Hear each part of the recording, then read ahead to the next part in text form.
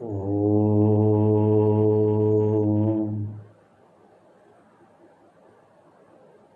सिन्दूरारुणविग्रहां त्रिनयनां माणिक्यमौलिस्फुरत् तारानायकशेखरां स्मितमुखी मापीनवक्षोरुहां पाणिभ्यामलिपूर्णरत्नचषकं रक्तोत्पलं बिभ्रतीं सौम्यां रत्नघटस्थरक्तचरणां ध्यायेत्परामम्बिकाम्। मम न भजनशक्तिः पादयोस्ते न रक्तिः न च विषयविरक्तिः ध्यानयोगेन शक्तिः इति मनसि सदाहं चिन्तयन् आद्यशक्ते रुचिरवचनपुष्पैः अर्चनं सञ्चिनोमि। बर्हापीडं नटवरवपुः कर्णयो कर्णिकारं बिभ्रद्वासः कनककपिशं वैजयन्तीं च मालां रन्ध्रान् वेणोरधरसुधया पूरयन् गोपवृन्दैः बृन्दारण्यं सपदरमणं प्राविशद् गीतकीर्तिः। ॐ शान्ति शान्ति शान्तिः। ॐ यो ब्रह्माणं विदधाति पूर्वं यो वै वेदांश्च प्रहिणोति तस्मै तमः देवमात्मबुद्धिप्रकाशं मुमुक्षुर्वै शरणमहं प्रपद्ये। ॐ शान्ति शान्ति शान्तिः। ॐ भद्रं नो अभिवातयमनः। ॐ शान्ति शान्ति शान्तिः। जय रघुनंदन जय सिया राम, जय रघुनंदन जय सिया राम। हे दुख भंजन तुम्हें प्रणाम, हे दुख भंजन तुम्हें प्रणाम। जय रघुनंदन जय सिया राम, जय रघुनंदन जय सिया राम। घाट घाट को हे परमेश्वर, घट घट को हे तुम परमेश्वर। प्रेम तुम्ही सिखलाते, प्रेम तुम्ही सिखलाते। नर नारी का भेद मिटाकर, नर नारी का भेद मिटाकर। प्रेम तुम्ही सिखलाते। ओ नैया के खेवन हारे, ओ नैया के खेवन हारे। जपूं मैं तुम्हारो नाम। जय रघुनंदन जय सिया राम, जय रघुनंदन जय सिया राम। हे दुख भंजन तुम्हें प्रणाम। हे दुख भंजन तुम्हें प्रणाम।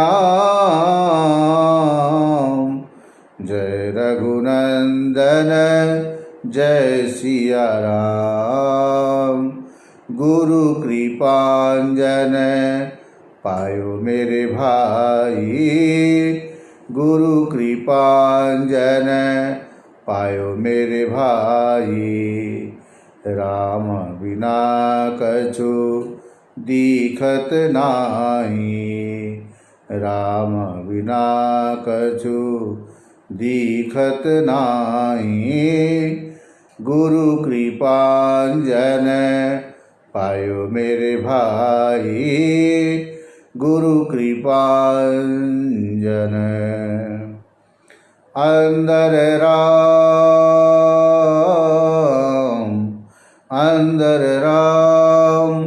बाहर राम। अंदर राम बाहर राम।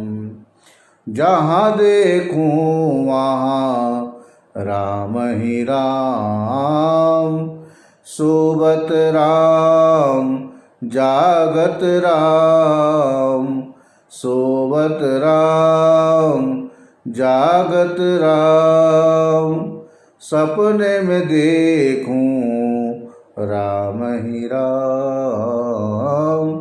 गुरु कृपांजन पायो मेरे भाई।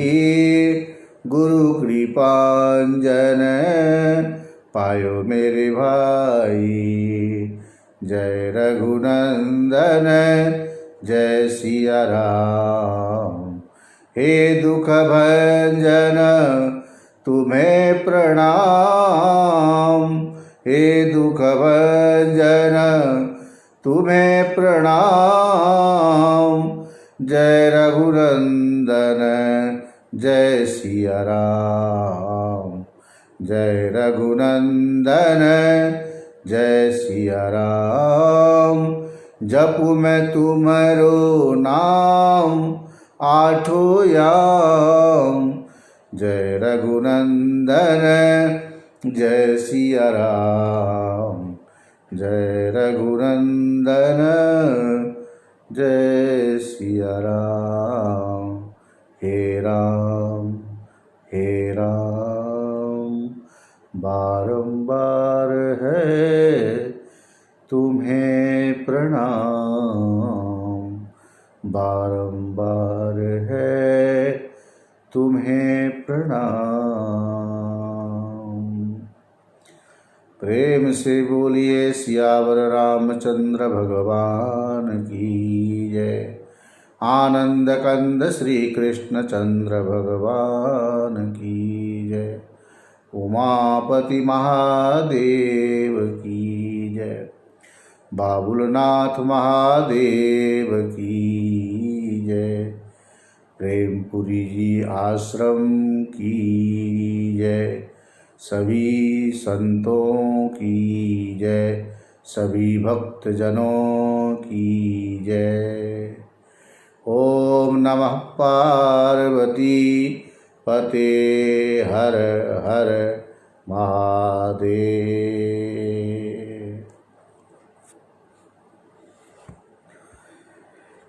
परब्रह्म परमात्मा की असीम अनुकंपा से विगत 15 अगस्त 2020 से प्रेमपुरी दैया चिंतनमाला यूट्यूब पर प्रसारित होने लगी, जिसमें आप लोग गीता बोधसार यह विषय श्रवण कर रहे हैं। प्रेमपुरी आश्रम के समस्त ट्रस्टीगण और यूट्यूब को इस तरह से सबके सामने चिंतनमाला के द्वारा प्रस्तुत करना, विशेष रूप से जो ट्रस्टी में हमारे श्रीमान गिरीश भाई जी ड्रेस वाला एवं श्रीमान प्रकाश भाई जी मेहता और शांति पाठ में भाग लेने वाली श्रीमद सुश्री मीता बहन जी, शांति पाठ करते हैं हमारे उमा बहन जी, और श्रोता के रूप में लीना गुरुवर जी, चिमन भाई सोलंकी जी, कनु भाई जी, दिलीप भाई जी और सभी मातृशक्ति और जितने भी जिज्ञासुगण हैं, सब के ऊपर भगवान बाबुलनाथ महादेव की बड़ी कृपा है। गीता बोधसार के माध्यम से आप लोग जो ये चिंतन माला की एक श्रृंखला है, उस कड़ी में ये श्रवण कर रहे हैं कि आस्तिक हो नास्तिक हो कोई भी हो, किसी न किसी रूप से हमारे अंदर भक्ति है। नास्तिकों में भक्ति का स्वरूप अलग बताया, लेकिन सबके अंदर भक्ति है। 6 प्रकार के आस्तिक दर्शन और 6 प्रकार के नास्तिक दर्शन वाले भी घुमा फिरा करके भक्ति करते हैं। आपको एक बात कहूँगा तो हंसी आएगी, लेकिन सच्ची बात है। ब्रह्म विद्या की प्राप्ति के लिए गुरु की आवश्यकता जैसे अनिवार्य है, ऐसे लोक में भी आप कोई भी चीज़ सीखते हो, उसके लिए हमें कोई न कोई मार्गदर्शक चाहिए। चोर से पूछो कि तुमने चोरी करना सीखा, अपने आप सीखा कि तुम्हारे कोई गुरु हैं? चोर कहेगा कैसी बात करते हो। गाली देने के लिए भी आपको किसी से सीखना पड़ता है। आप जानबूझ करके उनको गुरु नहीं बनाते, उनसे दीक्षा नहीं लेते, लेकिन जो आपके इर्द गिर्द में या आप जिनके इर्द गिर्द में रह करके अच्छी बातें या बुरी बातें सीखते हो, उन बातों के सीखने के पीछे वह व्यक्ति आपके लिए गुरु तुल्य होता है। इसलिए यहाँ पर सद्गुरु जोड़ देते हैं, जो सत से जोड़ने वाले हों। बाकी तो चोर के गुरु को कहते चोरों का सरदार। इस चोर गिरोह का सरदार मुखिया कौन है? भोजन बनाने की कला भी आप किसी से सीखते हो। तो लोक में होने वाले जो भी हमारे पास कलाएं हैं, उन कलाओं को भी सीखने के लिए हमें किसी का आश्रय लेना पड़ता है।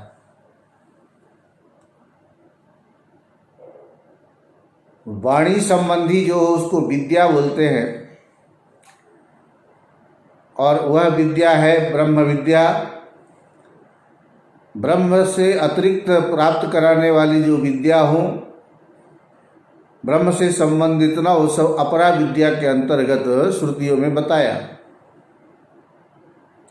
तो जितने भी ये पूर्व मीमांसक, उत्तर मीमांसक, योग शास्त्र वाले, सांख्य शास्त्र वाले, वैशेषिक और नैयायिक कणाद जी जो भी हुए, और नास्तिक दर्शन में चारवाक से लेकर के बौद्ध आदि, सब ने किसी न किसी रूप में भक्ति के स्वरूप को स्वीकार किया है,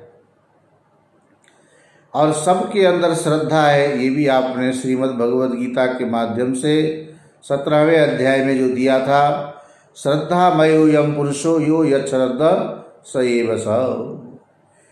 इसके अनुसार कोई भी श्रद्धा रहित नहीं है। अब कोई किसी के भक्त है, बोलते ये उसका चमचा है, ये उसका पिट्ठू है, नाम रख देते अलग अलग। तो कलाओं की बात हो, विद्याओं की बात हो, किसी भी चीज़ को सीखने की बात हो, हमें कोई न कोई सिखाने वाला चाहिए, और उनसे जो हम सीख करके पारंगत हो जाते हैं।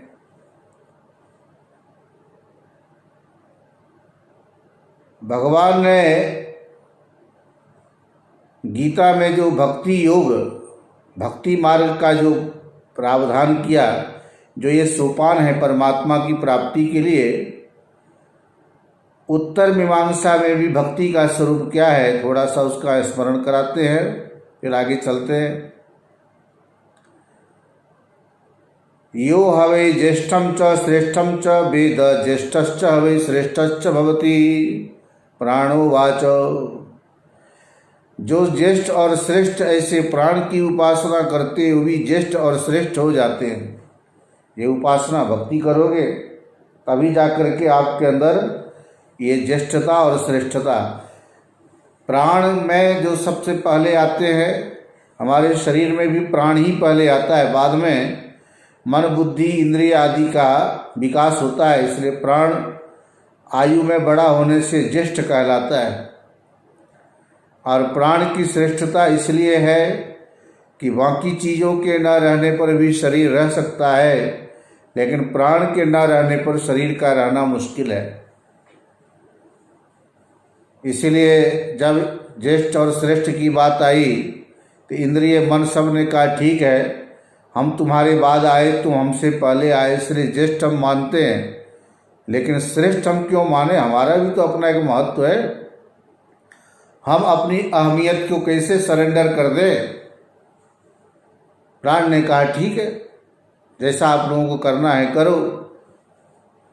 अब ये जो हमारे शरीर में आँख है ना, आँख शरीर को छोड़ करके निकल गई। 1 साल तक रही बाहर, धमका करके आदमी जाता है ना, सोचता है थोड़ा सबक सिखाऊं, पता चले मेरे बिना इसका काम कैसे चलता है। आँख ना हो, अंधा होने पर भी आदमी जिंदा रहता है। इसलिए आँख के चले जाने पर भी फर्क नहीं पड़ा, शरीर बना रहा और उस शरीर ही का काम भी चलता हुआ दिखाई दिया। आंखें लौट के आ गई, कान चला गया, बहरा आदमी भी जिंदा रहता है, आप देखते ही हो। वह भी साल भर बाहर रह करके लौट के चला आया, मालूम पड़ गया कि मेरे बिना भी इसका काम चल जाता है। इस प्रकार से सभी इंद्रियां एक एक करके साल साल भर के लिए बाहर गई, फिर भी शरीर का काम रुका नहीं, शरीर चलता रहा। जब सब घूम के लौट के घर कहाँ आए? घर को आए। कौन आया? बुद्धू आया। लौट के बुद्धू घर को आए। प्राण ने कहा भाई आप लोग जैसे घूम के आए ना, ऐसे एक बार मैं भी थोड़ा घूम के आ जाता हूँ। कोरोना में घूमना मना है, निकल नहीं सकते, फिर भी थोड़ा जब तुम लोग सब घूम के आए तो मेरी भी इच्छा हो रही है, मैं भी क्यों ना घूमूं। बस उस समय जैसे प्राण निकलने लगे तो सभी इंद्रियां मन बुद्धि कहने लगे अरे तुम मत जाओ, तुम मत जाओ, तुम्हारे बिना हमारी गति नहीं है। प्राण के निकल जाने पर ये शरीर रह नहीं सकता है। अंधा होने पर, बहरा होने पर, गूंगा होने पर, बोले बिना, देखे बिना, सुने बिना, सूंघे बिना, चखे बिना, जीवा से रस का पता नहीं चलता है, फिर भी जीवन रह सकता है। लेकिन प्राण चला जाए, इसलिए बाकी इंद्रियों में खराबी भी आती है, इलाज भी होता है। प्राण को सबसे शुद्ध स्थान माना, इसलिए प्राण को शुद्धता प्राण में इसलिए है क्योंकि ये असुरों के द्वारा विद्ध नहीं हुआ। असुरों का प्राण के साथ संपर्क नहीं हो पाया, प्राण ने असुरों के साथ समझौता नहीं किया।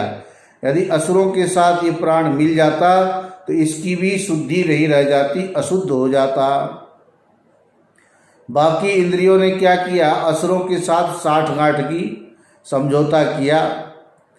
जिस समय देवता लोग तपस्या करते थे शक्ति प्राप्त करने के लिए, तो असुरों ने सोचा इन देवताओं को जो है ना तपस्वी नहीं बनने देना, तप नहीं करने देना, कमजोर रहेंगे तो हम इनको आराम से परास्त कर लेंगे। इसलिए देवता जहाँ भी तपस्या करने जाएं असुर वहीं पहुँच जाते थे। परिणाम स्वरूप ये हुआ जब देवता इस शरीर में इंद्रिय में आए, आँख के अंदर रह करके देवता लोग तपस्या कर रहे थे। असुरों ने आँख से कहा कि हमें भी अपने अंदर स्थान दो। आँख ने कहा यहाँ देवता पहले से बैठे, कैसे दूं? अरे हम तुम्हें सुंदर सुंदर रूप दिखाएंगे। अब देखिए ना, हमारी जो ज्ञानेंद्रियां है सत्व गुण से उत्पन्न हुई है। हम अपने इंद्रियों को शांत रखने में ही आनंद मानते हैं, लेकिन इन इंद्रियों के अंदर असुरों के संपर्क होने से जो आंखें पहले केवल भगवान के दर्शन करने के लिए ही बनी थी, या आँखों से भगवान का ही दर्शन करना था। असुरों ने आँख को कौन सा अच्छा रूप दिखाने का लालच दिया मालूम नहीं। वो शायद जो होगा अभी बताता हूँ, क्या दिखाया होगा, क्या दिया होगा असुरों ने। जिसके पास जो चीज़ होगी वही तो देगा। अच्छे लोगों से अच्छी चीज़ की संभावना रहती है मिलने की। जिनके पास अच्छी चीज़ नहीं होगी वो कहाँ से देंगे, उनके पास तो फिर जो है वही मिलेगा।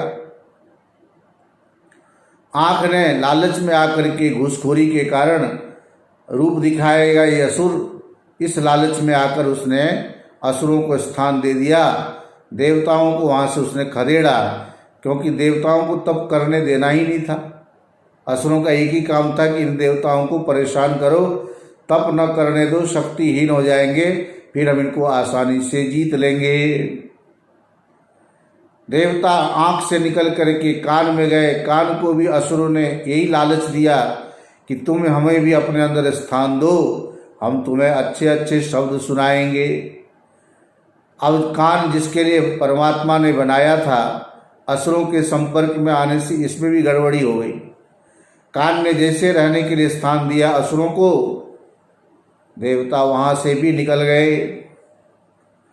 इस प्रकार से प्रत्येक इंद्रियों में, क्योंकि हमारे इंद्रियों के देवता हैं, लेकिन इंद्रियों में दोष आने के पीछे ये उपाख्यान, ये कथा समझने से मालूम पड़ जाता है कि इंद्रियों में दोष आया कहाँ से।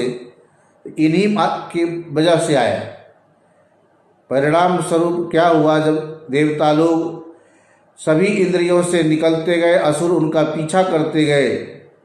असुरों से परेशान होकर के देवता प्राण के पास गए, और प्राण ने जब अपने अंदर रहने का स्थान दिया, असुरों ने पता लगाते हुए वहाँ भी पहुँचने का प्रयास किया। आधम के प्राण को भी अन्य इंद्रियों की तरह ही लालच देने का प्रयास किया असुरों ने।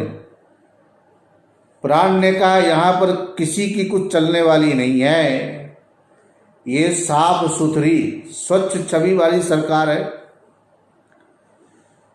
अच्छी संस्था हो, अच्छा ट्रस्ट हो। भारत के पार्लियामेंट भी एक संस्था है। जैसे किसी ट्रस्ट में भी चुनाव का सिस्टम होता है, किसी में स्थायी सदस्य होते हैं। देश में भी 5 साल के लिए प्रधानमंत्री एक पार्लियामेंट संस्था के प्राइम बनते हैं। मिनिस्टरों में प्राइम मिनिस्टर होते हैं, और बाकी भी मंत्री आदि होते हैं। जैसे ट्रस्ट में कोषाध्यक्ष आदि होते हैं, अलग अलग, ट्रेजरर और प्रेसिडेंट, वाइस प्रेसिडेंट।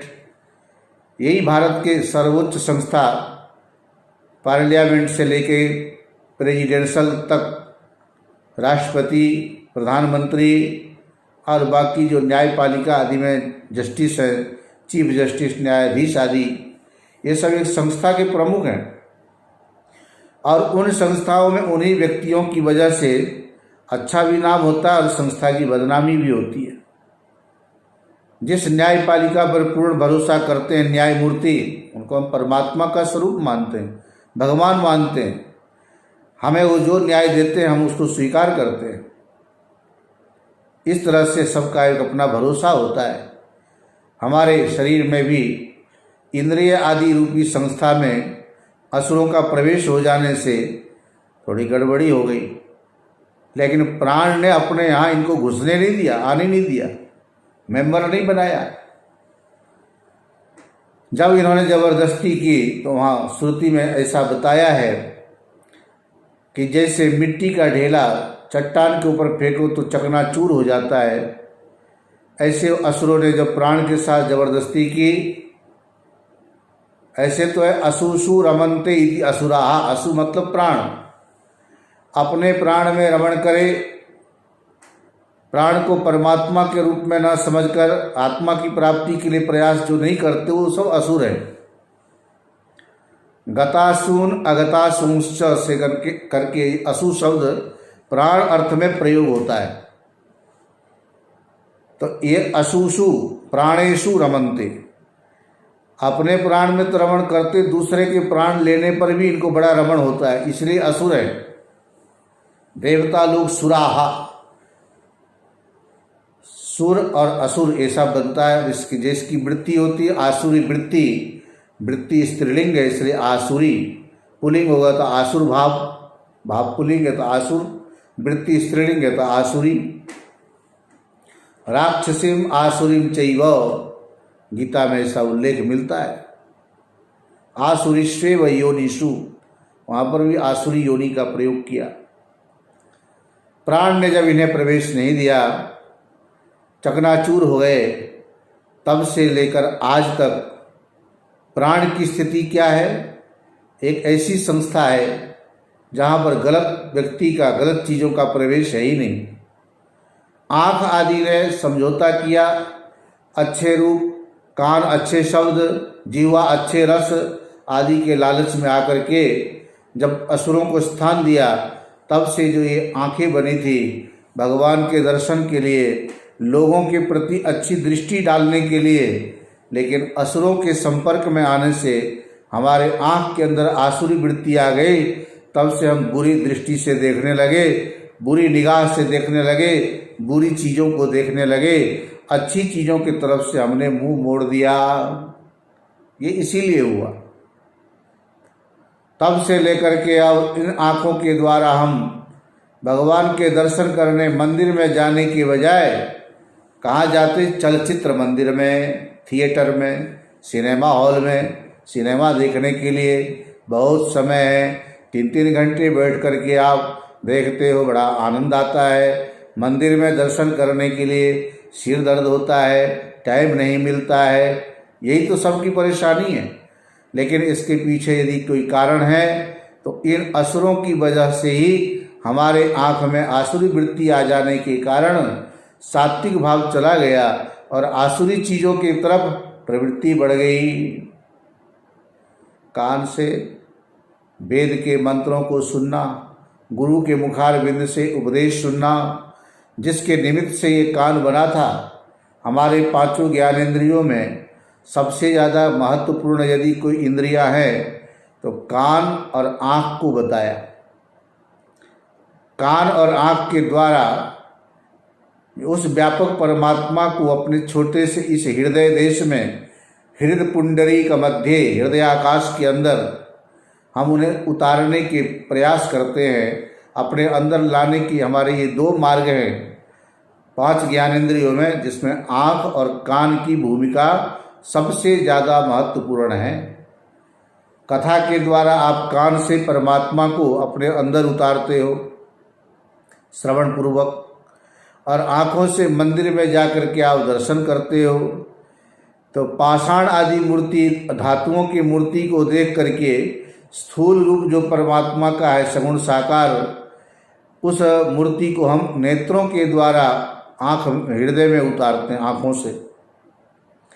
कान के द्वारा वेद आदि के जो मंत्र हैं, अब देखिए ना, शब्द कहाँ रहता है? आकाश में। मुंह से जो बोला गया आकाश में वो शब्द रहता है। भगवान का वाहन कौन है? गरुड़। गरुड़ जी आकाश में उड़ते हैं, तो गरुड़ जी शब्द के प्रतीक हैं। और कोई भी शब्द अर्थ लिए हुए होता है, अर्थ के बिना उस शब्द का महत्व नहीं होता। इसीलिए शब्द के ऊपर अर्थ के रूप में आरूढ़ हुए भगवान विष्णु घंटी बजाते हम पूजा में। आगमार्थम तु देवानाम गमनार्थम तु रक्षसाम घंटानादम प्रकुर्वीत पश्चात घंटाम प्रपूजयेत। ये घंटी क्यों बजाते हैं? देवताओं का आवाहन करते कि हे देवगण, हम मांगलिक कार्य करने जा रहे, आप इसमें आइए, पधारिए। और जो वहाँ के दूषित वातावरण है उनको हम भगाते हैं। जो राक्षस प्रवृत्तियाँ हैं, तुम यहाँ से जाओ। घंटी बजते, शंख बजते ही ऐसा वातावरण बन जाता है। दैवीय वातावरण का आविष्कार होता है और आसुर वातावरण का निराकरण होता है शंखनाद और घंटा वादन से। इसलिए घंटी बजाते हैं, शंख बजाते हैं। भगवान ने 5 जन शंख बजाए ना, संजमनी पुरी तक आवाज गई। ऐसे शंख की आवाज से असुर लोग वहां से पलायन कर जाते हैं, भाग जाते हैं। घंटानादम प्रगुर्वीता, इसलिए पूजा करते समय पहले घंटी बजाओ फिर घंटी की पूजा करो, ऐसा विधान है। घंटी को जो हम पकड़ते हैं उसके ऊपर जो मुंह बना है, आप कभी ध्यान देना, वो गरुड़ जी का स्वरूप है। गरुत्मान सुपर्णोसी, सुपर्णोसी गरुत्मान स्त्री वृत्ति शिरो गायत्रं चक्षुर बृहद रतन तरे पक्षौ स्तोम आत्मा छंदागुंसी। जितने भी ये ऋग्वेद यजुर्वेद आदि है, ये उस गरुड़ जी के पंख हैं, जो शब्द के रूप में वेद हैं और वेद के अर्थ के रूप में भगवान विष्णु जो गरुड़ के ऊपर आरूढ़ होते हैं, वह अर्थ रूप परमात्मा है। इसलिए हम कथा के माध्यम से, कान के रास्ते से गरुड़ के ऊपर आरूढ़ कराकर परमात्मा रूपी अर्थ को हृदय में उतारते हैं। इसलिए हमारे पांचों ज्ञानेंद्रियों में नेत्र और श्रोत्र, आँख और कान का इतना बड़ा महत्व बताया। बाकी इंद्रियां भी अपनी जगह ठीक है। तो असुरों के कारण ये कान और आँख परमात्मा की तरफ न लग करके आसुरी वृत्तियों में पड़ गए। इसका कारण ये है कि असुरों ने लालच दिया और ये लालच में आकर के समझौता कर गए, इसीलिए ऐसा हुआ। प्राण के लिए देखो, अभी हमारे आंखें खराब होती है, इलाज कराते हो, दवाई खाते हो, ठीक भी होता है, और जब प्रारब्ध पूरा होता है तो फिर डॉक्टर आपको जवाब देते हैं वैसे ही आपको रहना पड़ेगा, अब आंखें आपकी ठीक होने वाली नहीं है, कान ऐसा ही रहेगा। अच्छा, जो साधक होते हैं ना, उनकी बात थोड़े जरूर सुनना चाहिए। कांदीवली वाले महाराज जी का कान बाद में ऐसा हो गया था, वो ऊंचा सुनते थे। वो डॉक्टरों को दिखाया होगा तो डॉक्टर कहने लगे जो श्रोत्रेंद्रिय जो शक्ति है, श्रवणेंद्रिय, कान के तो कर्ण सस्कुली ये आकृति बाहर से भले ही दिखाई दे, इसके अंदर जो नस है वो सूख जाने से फिर हमारे अंदर श्रवण करने की शक्ति नहीं रह जाती। कहा महाराज जी आपकी जो सुनने वाली जो नाड़ी है वो सूख रही है, इसलिए आपको सुनने में दिक्कत हो रही है। यदि इसको हम मशीन देंगे, मशीन लगाएंगे तो उससे फिर आप अच्छी तरह से सुन सकते हैं। महाराज जी को सब जानते हैं, जानने वाले को पता है स्वभाव कैसा था, बड़े विनोदी थे। बोलते हैं भाई मशीन कितने की आएगी? बोले 1 से 1.5 लाख के बीच में आएगी मशीन। अच्छी वाली मशीन लगाने की बात चल रही थी। तो महाराज जी ने कहा भगवान के दिए हुए स्रोत्र से भगवान के लिए जितना हमें करना था, सुनना था, वो सुन लिया है, और भगवान का जो प्रसाद मिला वो भगवान ले रहे हैं, उनका अधिकार है। फ्री के चीज़ मिली, उससे जिसने सदुपयोग नहीं किया, फिर हम दुनिया की बात सुनने के लिए इतने पैसा देकर के हम यंत्र क्यों खरीदें? तो वहाँ कोई भक्त थे, उन्होंने कहा महाराज जी ये पैसा आपको नहीं देना, हम देंगे। महाराज जी ने कहा पैसा पैसा होता है, वो हमारा और तुम्हारा ये मतलब नहीं है। ये है महापुरुषों का उत्तम विचार। नहीं तो ऐसे ऐसे लोग भी मिलते हैं, अपना 10 रुपया बचाने के लिए आपका 100 रुपया खर्चा कराने को तैयार रहते हैं। उनका अपना 10 रुपया प्रिय होता है और आपका 100 रुपया उनके लिए प्रिय नहीं होता। महापुरुष लोग अनन्य भाव से रहते हैं, वो जानते हैं जैसे पैसा अनावश्यक खर्चा करना हमें बुरा लगता है, इसलिए कोई भी मेरे लिए क्यों न करे, यदि वो अनावश्यक है तो उनको अच्छा नहीं लगता। तो उस भक्त ने कहा कि महाराज जी हमने तो संकल्प कर लिया है कि ये पैसा आपको किसी न किसी रूप में देना है। तो महाराज जी ने कहा ठीक है, हम कान में मशीन लगा करके दुनिया के बकवास सुनने के लिए तो हमें मशीन चाहिए नहीं। अब ये पैसा तुम देने का संकल्प कर चुके हो तो ठीक है, ना ये तेरा ना मेरा, इस पैसे से भंडारा आदि करके तुम पुण्य का भागी बनो और महात्माओं को बढ़िया भोजन मिल जाएगा। इस तरह से धन का सदुपयोग कर लो। ये साधक की दृष्टि से कह रहे हैं। और लोक में और समय में कान से कथा सुनने की बारी हो, बोले हमें सुनने की इच्छा नहीं हो रही। तभी तो शास्त्रों में कहा है बिना कान के भी सांप मदारी के द्वारा बीन बजाने पर नाचने लगते हैं। वह सर्प धन्य है, बिना कान के भी मस्त हो जाता है केवल मदारी के बीन की आवाज़ सुन करके। और हम मनुष्य एक कान ने दो दो कान हैं, फिर भी हम शास्त्र श्रवण नहीं करते। इससे तो अच्छा उस सर्प का जीवन धन्य है। हमारे ये कान होते भी हम सांप से भी गए बीते हो गए। कान सुना वाणी गुणानुकथने श्रवण कथायाम, ये जो श्रवण मिला है भगवान की कथा आदि गुणानुवाद श्रवण करने के लिए। लेकिन इस कान से हम दुरुपयोग क्या करते हैं? असुरों ने जब इसको विद्ध कर दिया, अब कथा सुनने की इच्छा नहीं होती, वेद के मंत्रों के सुनने की इच्छा नहीं होती। अब तो लौकिक निंदा आदि सुनने में ही हम लोग मस्त होते हैं। और ये निंदक इतने हैं इस दुनिया में, हम यदि रिसर्च करें थोड़ी देर के लिए, गीता बोध सार आप लोग सुन रहे हो, लेकिन ऐसे ऐसे इस दुनिया में लोग हैं, यदि आप इस 130 करोड़ आबादी वाले भारतवर्ष में ढूंढ करके लाओ कि निंदा न करने वाले कितने लोग हैं और निंदा करने वाले निंदकों की संख्या कितनी है, तो मुझे ऐसा लगता है कि निंदकों की संख्या कहीं ज़्यादा है निंदा न करने वालों की अपेक्षा। निंदा नहीं करने वाले बहुत कम लोग हैं, निंदा करने वाले बहुत ज़्यादा लोग आपको मिलेंगे। एक बार एक आदमी की ऐसी आदत पड़ गई थी, उनका नाम था निंदक शिरोमणि। हाँ, निंदा करने में बड़े कुशल, कि किसी भी चीज़ की प्रशंसा नहीं करते थे, गजब हो गया। यदि प्रशंसा कर भी दिया तो साथ साथ ही निंदा तो करेंगे ही करेंगे। उनकी प्रशंसा भी निंदा की तरह ही होती थी। कोई व्यक्ति बैठा हुआ मिले, निकम्मा है, कामचोर है, काम धंधा नहीं करता है, मतलब उसका बैठने ही उनके लिए वो निंदा। कोई काम करे, अरे कितना काम करेगा, काम करते करते ही मर जाएगा, क्या फ़ायदा इतना काम कर करके, मस्त रहो, ज़्यादा काम के चक्कर में मत पड़ो।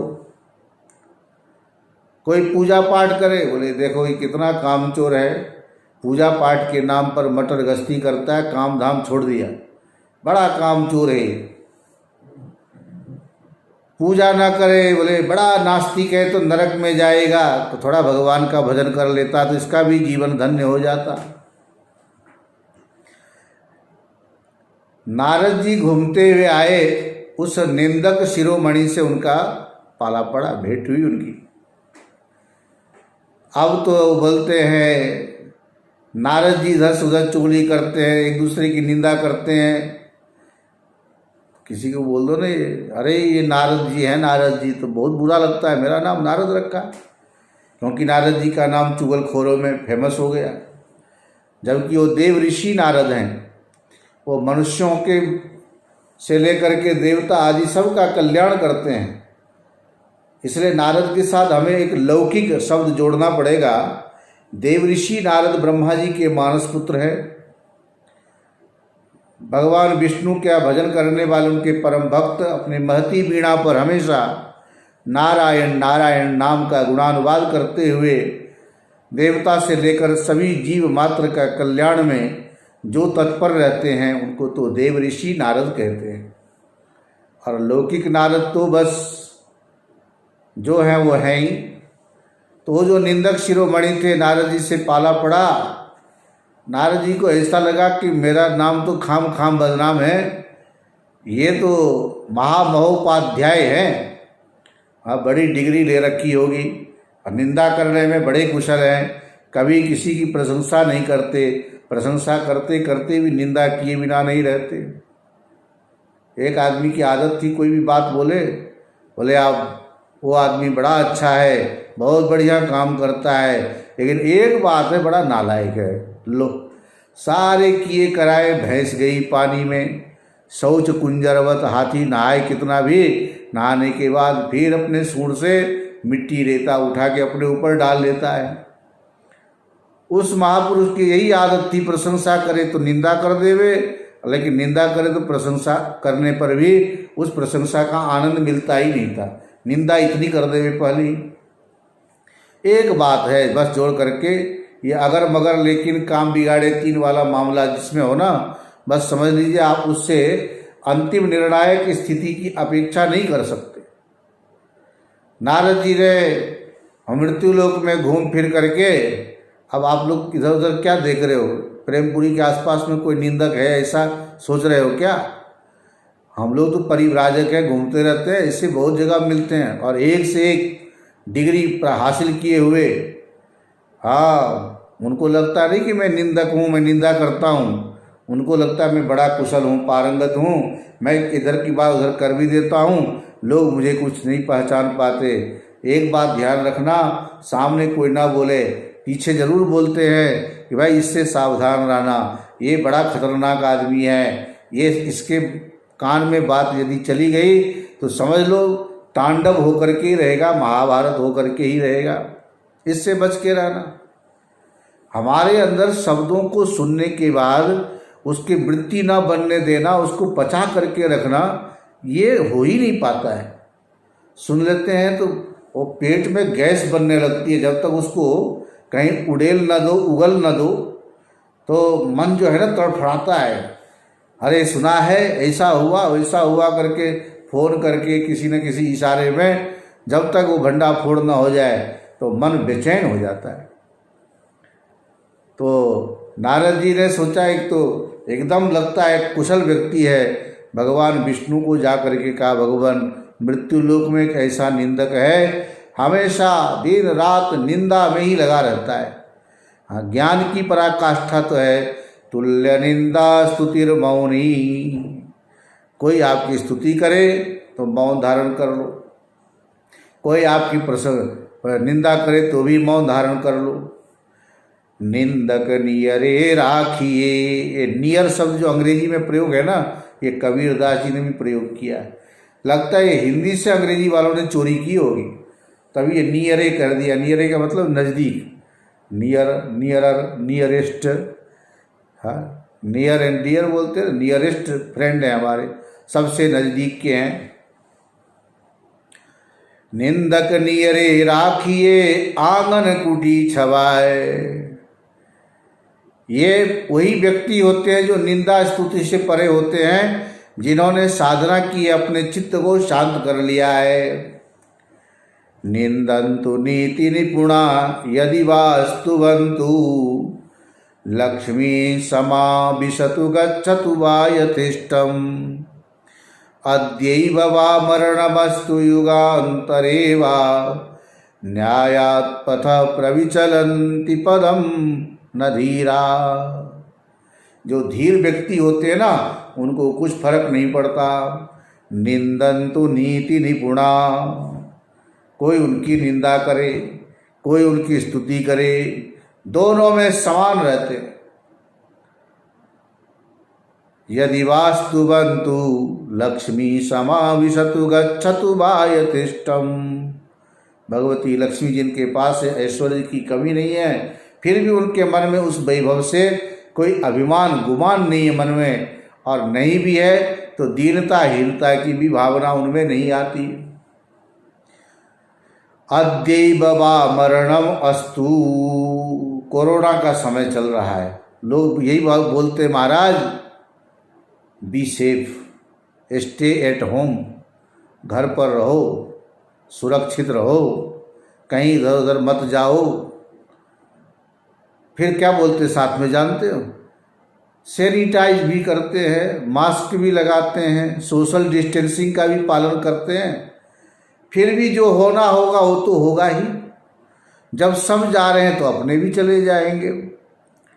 ये आप ऊपर से बोलते हो कि वास्तव में आपका मन तैयार है इसके लिए, जाने के लिए? आप अभी इसलिए बोलते हो, आपको लगता है कि कोरोना मुझे छुएगा नहीं, लेकिन जिसको छुआ है ना, उसको भी यही अभिमान रहा होगा कि मुझे कोरोना नहीं होगा। लेकिन जब हो गया तो हो गया, बच गए तो बच गए, जाने वाले चले भी गए, और अपने भी बारी आज नहीं तो कल आएगी।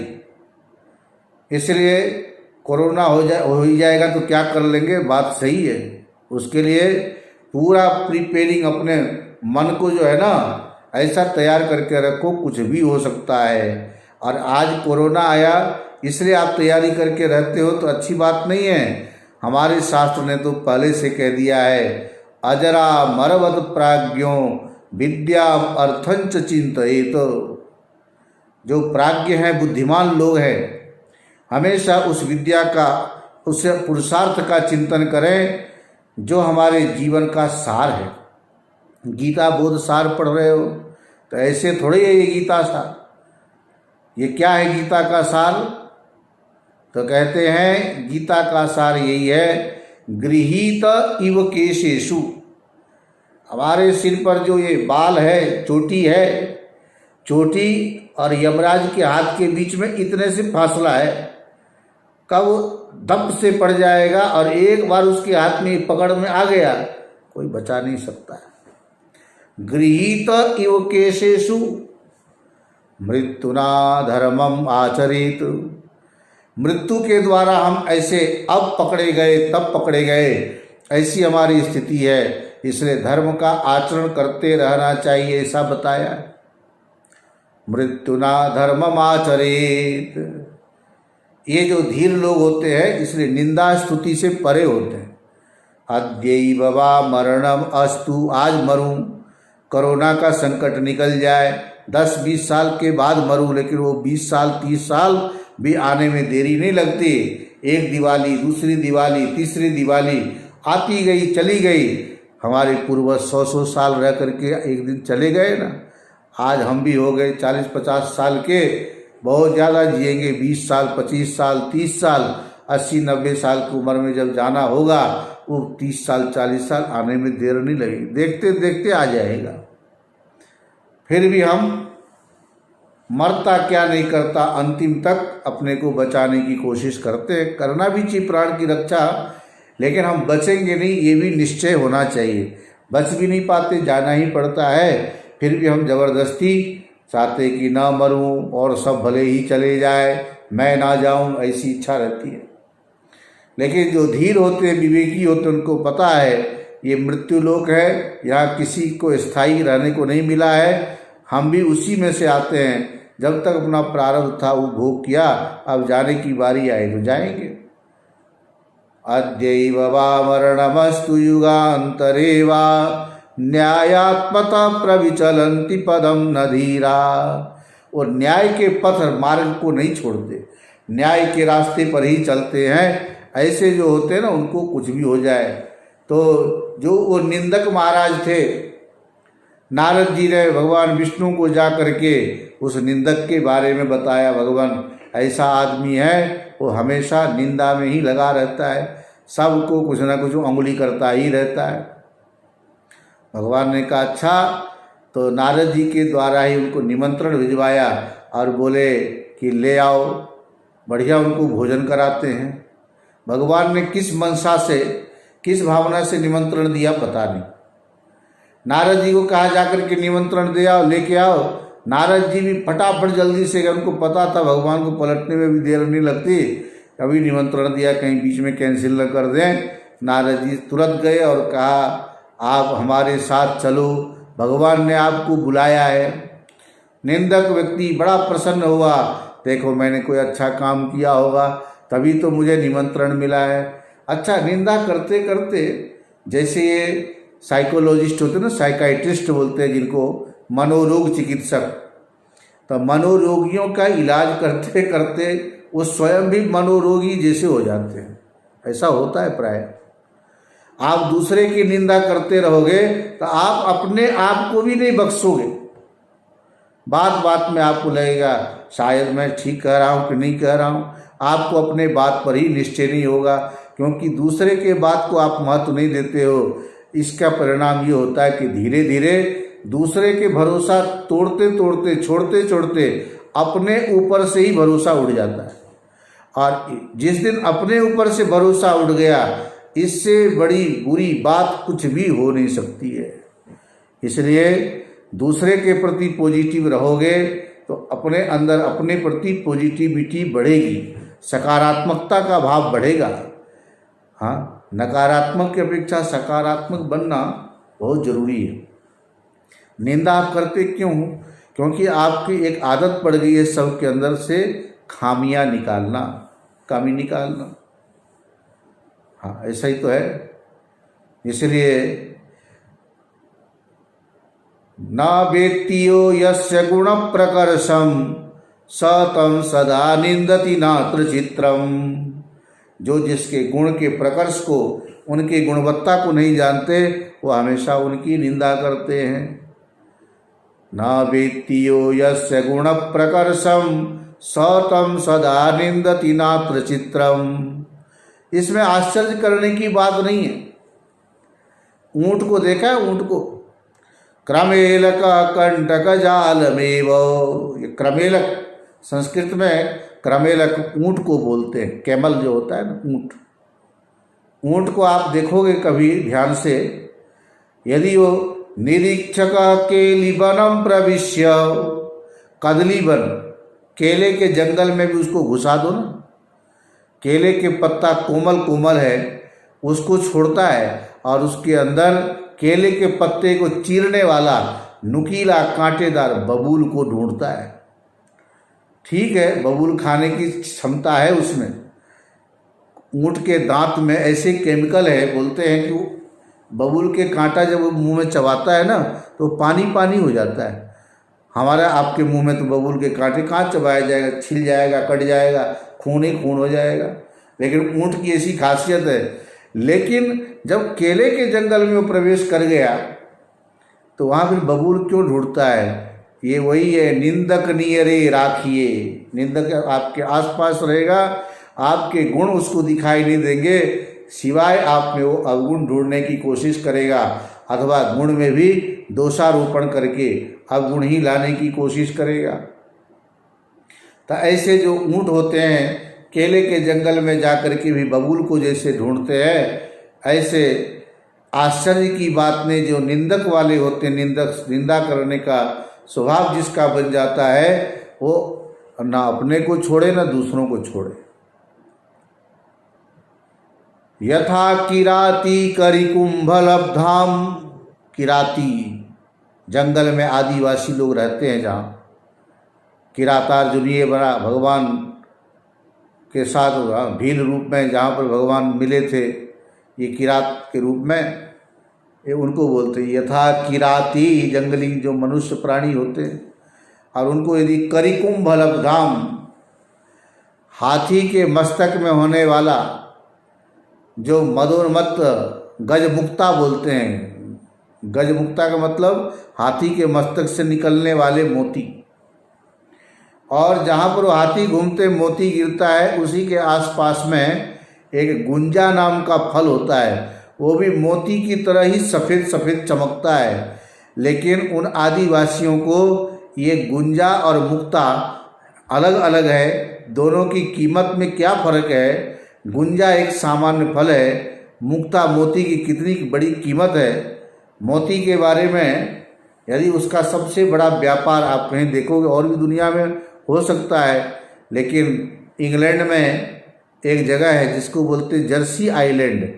जर्सी आइलैंड में ही गाय होती है ना, जो जर्सी गाय हम लोग बोलते हैं ना, उसी के नाम से अमेरिका के प्रांत का ही नाम रख दिया न्यू जर्सी। वास्तव में ये जर्सी आइलैंड इंग्लैंड में है। आप इंग्लैंड जाओगे, वीज़ा नहीं लेना पड़ेगा, बाई फ्लाइट जाते हैं, बीच में समुद्र आता है इसलिए, और 20 मिनट से आधा घंटा। और बड़े बड़े धनाढ्य लोग रहते हैं, जैसे स्विट्जरलैंड में लोगों के काला धन पड़ा है, ऐसे उस जर्सी आइलैंड में बड़े बड़े धनाढ्य हैं लोग। वहाँ काम धाम ज़्यादा है नहीं, लेकिन बाहर वाले सब लोग अपना पैसा वहाँ इन्वेस्ट करते हैं। तो वहाँ देखेंगे आप, कभी जाओगे तो मोती का बड़ा व्यापार है। एक एक छोटे से मोती के पीस करोड़ों की कीमत में मिलता है। लेकिन इसकी पहचान जिसको होगी वही तो करोड़ रुपया दे करके उस मोती को लेगा, या जिसको उसकी पहचान होगी वही तो 1 करोड़ रुपये में उसको बेच रहा है। तो चाहे वो बेचने वाला हो या खरीदने वाला हो, दोनों को मोती का ज्ञान है, इसलिए उस मोती को पैसा देते हैं, और वो अभी पैसा लेके वो मोती हमको बदले में देते हैं। जिसको गुंजा का फल और उस मोती दोनों में अंतर का पता नहीं है, वो क्या तुलना करेगा? मुक्ताम परित्यज्य, वहीं पर गजमुक्ता उनको प्राप्त होता है, उन किरातियों को, जंगलियों को। लेकिन उसको छोड़ करके गुंजा के फल में इतना आकर्षण होता है, गजमुक्ता के पता नहीं उसकी कीमत का, उसका महत्व क्या है, वैल्यू क्या है, इसलिए वो गुंजा फल के माला पहनते हैं, मोती की माला नहीं पहनते। असली मोती उनको प्राप्त है, लेकिन पहचान न होने से वह गुंजा को धारण करते हैं। लोक में निंदा करने वाले लोग भी ऐसे ही होते हैं, उनकी एक दृष्टि बन जाती है कैसे भी दोष निकालना। और ऐसा दोष जब आ जाता है तो आपकी श्रद्धा कभी हो ही नहीं सकती है, अश्रद्धा दृढ़ होती जाएगी। श्रद्धालु हुए बिना हम आत्म कल्याण के मार्ग में चल नहीं सकते, चाहे हम अनेक दार्शनिकों के मत के अनुसार चलें। भक्ति का स्वरूप सब में है, श्रद्धालु सब लोग हैं, लेकिन उसका जो केंद्रीकरण है, जो हमारा एक लक्ष्य होना चाहिए, उसके तरफ हम ध्यान इसलिए नहीं दे पाते, उसके पीछे कारण है अश्रद्धा। तो वो निंदक को भगवान विष्णु ने निमंत्रण दिया और लक्ष्मी जी से कहा कि निंदक महाराज आ रहे हैं, निंदक शिरोमणि, आप बढ़िया सुंदर भोजन बनाओ। भगवान ने निमंत्रण क्यों दिया? क्योंकि उनको ये आंतरिक विश्वास था कि लक्ष्मी के हाथ से बना हुआ भोजन, उसमें तो कोई त्रुटि हो ही नहीं सकती है। तो बेचारे के ऊपर जो ठप्पा लग गया है कि इतने सबकी निंदा करता है, तो यहाँ तो कम से कम निंदा नहीं करेगा, वो कलंक तो हट जाएगा। इसके लिए भगवान ने नारद जी के द्वारा निमंत्रण दे करके बुलवाया।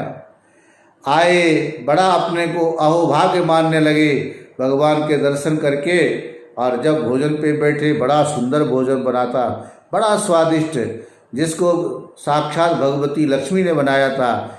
ऐसे भोजन के स्वाद का तो कहना ही क्या। भोजन खा करके तृप्त होते, डकार मारते, हाथ धो करके खड़े हुए, भगवान ने सोचा कि आज ये किसी की निंदा नहीं करेगा, कम से कम लक्ष्मी की भोजन की तो निंदा नहीं ही करेगा। भगवान ने पूछा, कहिए निंदक शिरोमणि, भोजन पाया? बोले हाँ। कैसा लगा? बोले महाराज, भूतो न भविष्यति, ऐसा भोजन न कभी खाया था, न कभी खाने को मिलेगा। क्या स्वादिष्ट, तृप्त हो गया। अभी तक तो मैं भोजन करके केवल पेट भरता था, भोजन के बाद जो तृप्ति होती है वो किसको बोलते हैं, आज मालूम पड़ा, आज हम तृप्त हो गए। साथ में क्या जोड़ दिया मालूम है? ये देखो, आदत से जो मजबूर होते हैं। बोले भगवान, भोजन में कोई कमी नहीं, कोई त्रुटि नहीं, लेकिन एक बात मैं जरूर कहना चाहूँगा, जैसा भोजन आपने हमें कराया, ऐसा दोबारा किसी को भोजन मत कराना। इतना अच्छा भोजन यदि किसी को मिल जाएगा तो खा खा करके ही मर जाएगा। लो, किए कराए पे पानी फेर दिया, गुड़ गोबर हो गया। कैसे लोग हैं, देख लो भाई। कमी निकालने की आदत जो पड़ी है ना, वो जब तक वो बात ना कह लो तो मन भरता ही नहीं। तो कह दिया कि भोजन में कोई कमी नहीं, लेकिन एक बात ध्यान रखना, ये भोजन किसी को कराओगे वो खा खा करके मर जाएगा, इसलिए किसी की मृत्यु ना हो जाए इतना सुंदर भोजन करके, इसलिए ऐसा भोजन दोबारा ना बनावे। भगवान ने कहा, वाह भाई वाह, मान गया। जैसा नारद ने कहा था वैसा ही निकला। मैंने तो सोचा था कि लक्ष्मी के द्वारा भोजन बनेगा तो कोई त्रुटि नहीं रहेगी, किसी तरह की निंदा नहीं होगी, लेकिन आप अपने कला में महारत हो, मान गया। मैं प्रसन्न हो गया। आप कहीं भी जाओगे किसी को बख्शोगे नहीं, छोड़ोगे नहीं। मैं तुम्हारे ऊपर प्रसन्न हुआ, वरदान मांगो। बोले वरदान में मैं आपसे ही मांगता हूँ कि जैसा मैं निंदक हूँ, मेरे वंश की अभिवृद्धि हो। उसकी इतनी अभिवृद्धि हुई, ये केवल बाबुलनाथ के आसपास ही नहीं, मुंबई शहर में ही नहीं, दिल्ली हरिद्वार में ही नहीं, पूरे विश्व में जानवर की निंदा करते होंगे, मुझे तो नहीं लगता कहीं। लेकिन ये आदमी जो अपने को बड़े श्रेष्ठ प्राणी मानते हैं, ये महाराज इस बात से चूक जाए तो हम उस निंदक शिरोमणि के वंशज नहीं, और यदि उनके वंश का भगवान विष्णु के वरदान के अनुसार अभिवर्धन हुआ है, वंश की वृद्धि हुई है, तो ऐसे निंदकों से ये दुनिया व्याप्त हो, तो इसमें कोई आश्चर्य करने की बात नहीं। आश्चर्य तो तब करना कि भगवान विष्णु के वरदान देने पर भी ये किसी की निंदा क्यों नहीं करता है। क्या ये निंदक शिरोमणि के वंशज नहीं है? इसके अंदर उस निंदक के जीन्स नहीं है जो किसी की निंदा नहीं करता? ये बहुत बड़ी बात हो जाएगी, आश्चर्य की बात हो जाएगी। निंदा करने वाले सर्वत्र मिलते हैं, इसमें आश्चर्य करने की जरूरत नहीं है। समझ में आ गया? तो भगवान भी जिस चीज़ को नहीं हटा पाए, हमारे आपके हाथ में क्या चीज़ है? कुछ नहीं कर सकते।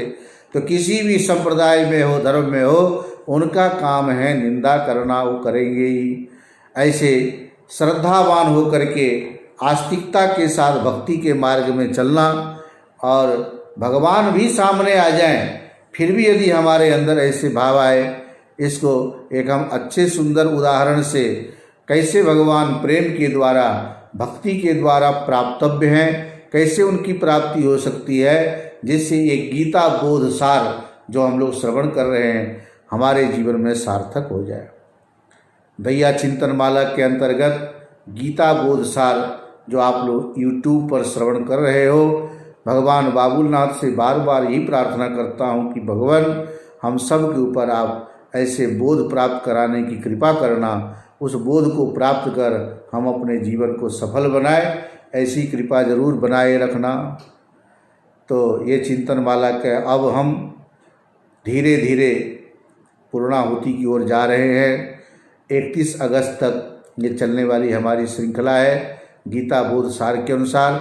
बाकी फिर 1 सितंबर से दूसरी श्रृंखला प्रारंभ होगी, और ऐसे लगातार प्रवाहित होने वाले इस चिंतन माला में आप सब आनंद लीजिए, अपने जीवन को सफल बनाते रहिए।